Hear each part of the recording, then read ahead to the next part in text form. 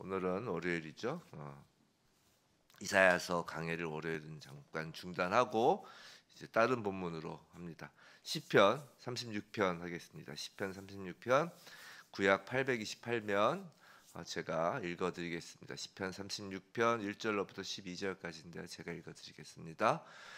여호와의 종 다윗의 시 인도자를 따라 부르는 노래. 악인의 죄가 그의 마음속으로 이르기를 그의 눈에는 하나님을 두려워하는 빛이 없다 하니 그가 스스로 자랑하기를 자기의 죄악은 드러나지 아니하고 미워함을 받지도 아니하리라 함이로다. 그의 입에서 나오는 말은 죄악과 속임이라.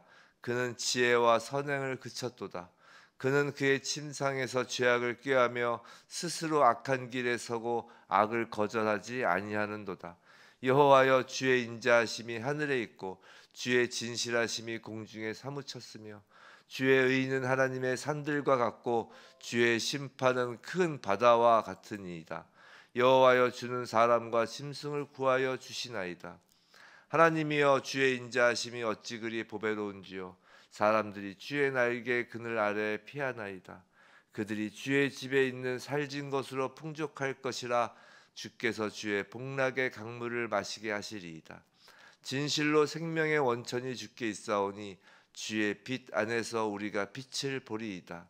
주를 아는 자들에게 주의 인자하심을 계속 베푸시며 마음이 정직한 자에게 주의 공의를 베푸소서. 교만한 자의 발이 내게 이르지 못하게 하시며 악인들의 손이 나를 쫓아내지 못하게 하소서. 악을 행하는 자들이 거기서 넘어졌으니 엎드러지고 다시 일어날 수 없으리이다. 아멘. 오늘 악인이란 제목으로 시편 36편 말씀을 받을 때 정말 우리가 악인의 우리 모두가 악인이었던 자들 있잖아요. 그 악인에서 의인으로 옮기신 그 예수 그리스도 우리 주님의 그 은혜를 기억하며 그 은혜 안에서 우리의 실제적인 삶이 정말 의인의 삶으로 변화되길, 그 능력이 임하길 주님의 이름으로 축원합니다. 이 시편 36편은 이제 지혜시예요. 지혜시. 시편에 여러 그 분류를 하지만 그게 지혜시입니다. 이제 다윗은 아시는 바와 같이 숱한 악인들로부터 이제 핍박을 받았던 사람들이에요. 그래서 이제 다윗은 그 경험 속에서 이제 통찰력이 생긴 거예요. 이제 자신을 괴롭히던 그 사람들, 그 악인들의 본질을 꿰뚫어 보게 되는 것이죠. 이게 뭐다? 오늘 시편은 이제 크게 세 부분으로 나뉘는데, 먼저 1절부터 4절은 악인이 누군지, 악인의 실상에 대하여 이제 고발하는 부분이고요. 그다음에 5절에서 9절까지는 여호와 하나님의 성품과 또 그런 하나님, 여호와 하나님께 의탁하는 그 의인에게 주어지는 풍성한 축복에 대하여 언급하고, 이제 끝으로 10절에서 12절 세 절은 이제 결론적으로 그 하나님의 공의를 통하여 하나님을 경외하는 자에 대한 축복과 악인의 파멸, 즉 악인으로부터 시작해서 하나님이 누구신지, 그래서 하나님께 가까이 있는 의인, 그래서 악인과 의인에 대한 그 축복과 파멸을 지금 간구하는 내용입니다. 이 중에서 오늘은 특별히 이제 악인에 관하여, 제목이 악인이란이잖아요. 그래서 다윗이 통찰하였던, 다윗이 그 인생을 통해 알게 된 그 악인에 관해 한번 살펴볼까 합니다. 우선 악인의 본질이에요. 악인의 본질. 1절에서 보시면 그의 눈에는 하나님을 두려워하는 빛이 없다라고 합니다. 악인의 본질은 하나님을 두려워하지 않는 자예요. 우리는 보통 의인과 악인이라고 했을 때 도덕적 개념으로 인식하는 경향이 있습니다. 하지만 성경에서는 다른 차원으로 말을 해요. 도덕적 개념을 초월해서 이제 영적 개념이 있는 것이에요. 구체적으로 말하면 의인과 악인의 개념은 하나님에 대하여 어떤 자세를 갖고 있느냐에 따라 결정된다는 것이에요. 그런 의미에서 도덕적으로 아무리 선한 사람이라도 악인이 될 수 있어요. 악인은 곧 하나님을 두려워하지 않는 자라는 것입니다. 하나님을 두려워하지 않는 마음, 그것이 바로 악의 본질이라고요. 악인들이 부패하고 타락한 삶을 사는 것은 그 본질, 하나님을 두려워하지 않는 그 본질에 따른 그냥 결과물에 불과한 것이에요. 악인들이 뭐 예를 들어서 뭐 중독되고 뭐 죄를 저지르고 죄된 행위를 하고 뭐 그런 것은 그냥 본질, 하나님을 두려워하지 않는 그 본질에서 이제 파생된 결과라는 것이죠. 근데 유의할 점은 1절에서 그의 마음속으로 이르기를이라고 하는 것이에요. 즉 겉으로는 하나님을 경외하는 것처럼 보일 수 있어요. 하나님을 경외하는 것처럼 겉으로는 보여도 마음속으로는 그렇지 않다는 것이에요. 그럼 마음속으로 하나님을 두려워하지 않는 것을 어떻게 할 수 있을까? 사람이 겉을 모른다는 것이에요. 우리가 누군가를 보고 아유 하나님을 두려워하지 않네라는 것을 알기가 쉽지 않다는 것이죠. 그런데 왜냐하면 마음속으로 하나님을 두려워하지 않는 것이니까. 겉으로는 아무리 하나님을 경외하고 막 엎드려 기도하고 이런 겉모습은 보일 수 있지만 마음속으로 하나님을 두려워하지 않는 것을 그럼 어떻게 할 수 있을까? 그건 이제 악인에게서 나타나는 특징을 보면 알 수 있죠. 우리는 첫 번째 악인의 본질이 무엇인지를 봤어요. 그럼 이제 그것이 어떻게 특징이 무엇인지를 이제 보는 것입니다. 2절. 그가 스스로 자랑하기를이라고 합니다. 자, 스스로 자랑한다. 자, 악인의 특징은 하나님을 두려워하지 않는 자가 이제 두려워하지 않는 자의 특징은 스스로를 자랑한다는 것이에요. 그럼 스스로를 자랑한다는 것이 무슨 의미일까? 그냥 우리가 보통 세상에서 대놓고 나 잘났다고 떠드는 것이 지금 스스로 잘났다는 것인가? 그런 게 아니란 말이죠. 그런 유치한 수준이 아니라는 것이에요. 뭐냐면 계속 나오죠. 자기의 죄악은 드러나지 아니하고 미워함을 받지도 아니하리라 라고 하는 사람이 스스로를 자랑하는 사람이라는 것이에요. 자, 우리는 모두가 하나님 앞에서 죄인이었고 지금도 여전히 그 육신을 입고 있는 이 상태에서 여전히 죄된 행위를 계속 반복하죠. 하나님은 우리의 마음속 아주 그 죄까지 마음속에 있는 죄까지 꿰뚫어 보시는 분이잖아요. 그래서 예수님께서도 항상 그 마음의 죄를 지적하시잖아요. 마음으로 간음한 자, 미워하는 거, 뭐 그런 것들. 하나님은 우리의 마음속 죄까지 꿰뚫어 보시기 때문에 우리는 하나님을 그래서 두려워하는 거잖아요, 사실. 우리가 아무리 하나님이 사랑의 하나님이고 은혜의 하나님이라고 해서 하나님은 언제나 나를 비단결처럼 다루시고 나의 죄를 감추어 주시고 아무런 죄에 대한 징계도 하지 않으신다라고 한다면 이것이 바로 스스로를 자랑하는 것이라는 것이에요. 하나님을 두려워한다는 것은 내가 죄인임을 인정한다는 것이고 내 죄를 인정해야 회개할 수 있는 것이고, 제가 이전에 회개가 뭐라고 한번 말씀드렸죠. 후회하고 이게 아니라 죄를 자백하는 거라고요.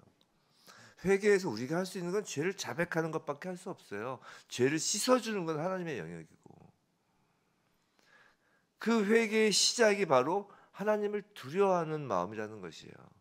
그런데 하나님을 두려워하는 마음이 없기 때문에 그런 회개한 말을 하는 거예요. 하나님은 나만 사랑해, 비단결처럼 나만 보호해, 그래서 아무런 징계도 하지 않으셔. 그렇게 이야기하는 자가 악인이라는 것이에요. 첫 번째 특징은 스스로를 자랑하는 자라고 했어요. 우리 그 라멕의 그 칼의 노래 아시잖아요. 라멕, 그 가인의 그 후에 그 소년을 이제 다치게 하고선 죽이고 나서 나를 해치는 자는 77배의 벌을 받을 것이라고 막 큰 소리 뻥뻥 쳤던 그 라멕. 그게 이제 스스로를 자랑하는 게 바로 그거예요. 자, 두 번째 특징은 3절이죠.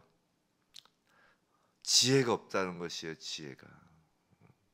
자, 잠언 9장에는 이런 말씀이 있어요. 잘 아시는 말씀처럼 여호와를 경외하는 것이 지혜의 근본이요 거룩하신 자를 아는 것이 명철이니라 라고 했어요. 자, 하나님을 두려워하는 것에서 지혜가 시작된다는 것이에요. 여호와를 경외하는 것이 지혜의 근본이니까. 근데 악인은 하나님을 두려워하지 않기 때문에 지혜가 있을 수 없어요.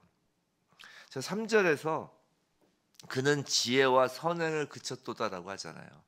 여기서 선행은 단순히 착한 행동을 얘기하는 것이 아니에요. 선이란 토부, 하나님의 능력과 신성을 뜻한다고 말씀을 드렸죠. 즉 하나님의 모습을 드러내는 것이 선행이에요. 우리 그리스도인들의 선행이란 하나님을 드러내는 것이에요. 나를 드러내는 것이 아니라. 근데 하나님을 두려워하지 않고 하나님을 모르니 하나님을 드러내는 것이 원천적으로 불가능할 거 아니에요. 우리가 하나님을 드러내려면 하나님을 알아야 되는데 지금 지혜가 없으니까, 하나님을 두려워하지 않으니까 하나님도 모르고, 그리고 하나님을 드러낼 수도 없는 것이죠. 물론 겉으로는 착한 행동, 착한 말을 할 수 있어요. 구제도 하고 헌금도 할 수 있어요. 남들보다 더 착한 행동, 더 많은 구제를 할 수 있어요. 하지만 하나님을 두려워하지 않으면서 하는 그런 행동, 그런 말은 그냥 자기 행동, 자기의 그 의로움이에요. 그것은 악이라고 하는 것이죠. 자기의 의로움을. 사실 그 모든 것은 거짓, 외식에 불과하게 되는 것입니다. 왜냐하면 본질이 바뀌지 않기 때문에 그래요. 세 번째로 악인의 특징. 지금 첫 번째로 스스로를 자랑하고, 두 번째 지혜가 없고, 그러니까 당연히 하나님을 드러내는 선행도 없고, 세 번째입니다. 세 번째는 4절, 죄악을 꾀해요. 죄악을. 점점 더 악인의 특징이 깊어지는 것 같죠. 4절은 죄악을 꾀합니다. 침상에서 죄악을 꾀한다라는 것은, 지금 4절에서 그러죠. 침상에서 죄악을 꾀하며, 이 말은 늘 악한 계획을 생각한다는 것이에요. 늘 머릿속으로 악한 것을 생각한다는 것이죠. 우리는 노아 홍수가 있기 전에 사람의 상태에 관하여 성경이 뭐라고 했는지 알고 있어요. 그 창세기 6장 5절에 나오는데, 여호와께서 사람의 죄악이 세상에 가득함과 그의 마음으로 생각하는 모든 계획이 항상 악할 뿐임을 보시고라고 하셨다고요. 마음으로 꾀하는 모든 생각이 악하다고요. 바로 이런 상태의 사람이 악인이라는 것이에요. 마음속에 하나님을 두려워하지 않기에, 그래서 그 마음으로 두려워하지 않기 때문에 스스로를 자랑하고, 그리고 지혜가 없고 선행에 그쳤고, 그리고 그 마음으로 생각하는 모든 계획이 항상 악할 뿐이라는 것이에요. 근데 이 4절에서 스스로 악한 길에 서고라고 해서 스스로라는 단어에 주의해야 돼요. 스스로. 악인에게 변명은 통하지 않는다는 것이에요. 노아 홍수는 우리 가끔 그 신앙이 좀 어린 분들, 아직 그 인본주의에서 아직 인본주의와 그 신본주의의 그 양쪽에서 발을 양쪽에서 다 걸치고 있는 분들, 항상 노아 홍수를 이야기할 때 그러잖아요. 너무 잔인하신 거 아니냐고. 하나님 탓이라고. 근데 노아 홍수는 하나님 탓이 아니라는 것이에요. 지금 스스로 악한 길을 걷고라고 그러잖아요. 마음속에 하나님을 두려워하지 않는 심판받는 사람, 그 자신의 탓이 심판의 결과라는 것이에요. 다윗은 이렇게 악인들의 본질과 특징을 아주 통찰력 있게 노래했습니다. 악인이 뭐라고요? 본질적으로 하나님을 두려워하지 않는 자예요. 특징이 나타나요. 그것은 스스로 자랑해요. 스스로 자랑한다는 것이 무엇인지조차 2절에서 설명을 해주죠. 난 내 죄는 드러나지 않을 거야. 미워함을 받지도 않을 거야. 이렇게 생각하는 것이 스스로 자랑하는 것이에요. 그리고 악인의 특징 두 번째는 지혜와 선행이 그쳐요. 그 다음에 세 번째는 침상에서도 죄악을 꾀합니다. 항상 악한 계획을 해요. 그래서 스스로 악한 길에 갑니다. 이렇게 악인의 본질과 특징을 통찰력 있게 노래한 다음에 하나님을 두려워하지 않는 악인들에게 대하여 살아계신 하나님이 누구신지를 지금 증거해요. 그게 5절부터 7절까지예요. 하나님의 성품인 인자하심과 진실하심과 의로우심을 지금 다윗은 노래합니다. 그리고 하나님의 일하심인 하나님의 심판과 구원을 노래해요. 이것이 선이라는 것이에요. 성도 여러분, 이것이 선이에요. 하나님의 성품과 능력이 선입니다. 의인은 바로 그 하나님께, 그 선하신 하나님께 피하는 자들이죠. 다윗은 하나님께 피하는 의인이 받는 복을 또 노래합니다. 이것이 8절 9절이에요. 이제 8절 보시면 다분히 8절은 에덴 동산을 연상케 하죠. 또한 요한계시록의 그 새하늘과 새 땅, 의인이 거할 곳임을 연상케 합니다. 9절에서는 의인의 모습을 노래하는데, 의인은 주의 빛 안에서 주의 빛을 드러내 보이는 자다라고 하는 것이에요. 바로 악인에게서 볼 수 없었던 하나님의 형상이 드러나는 것이에요. 하나님께서 하나님의 형상으로 창조하셔서 하나님을 드러내도록 한 그 인간 본연의 모습을 보이는 것이 의인이라는 것입니다. 그래서 의인은 인간 힘으로 못 되는 거예요. 우리가 어떻게 하나님의 형상을 드러내요? 하나님 빚이셔야 드러내는 것이지. 그래서 성도는 스스로를 드러내는 존재가 아니라고요. 성도는 오직 하나님의 빛, 하나님의 선하심, 하나님의 형상을 드러내는 존재인데 그것을 성도의 힘으로 못한다니까요. 그러니까 성도의 자랑은 내가 아니라고요. 오직 우리 주님인 것을 명심해야 하는 것이에요. 교회의 자랑은요, 교회가 아니에요. 예수 그리스도를 자랑하는 것이죠. 항상 하나님이 일하시는 메커니즘은 우리가 낮추고 예수를 높이면 하나님은 우리를 높이세요. 예수께서 십자가에서 죽기까지 낮추셨잖아요.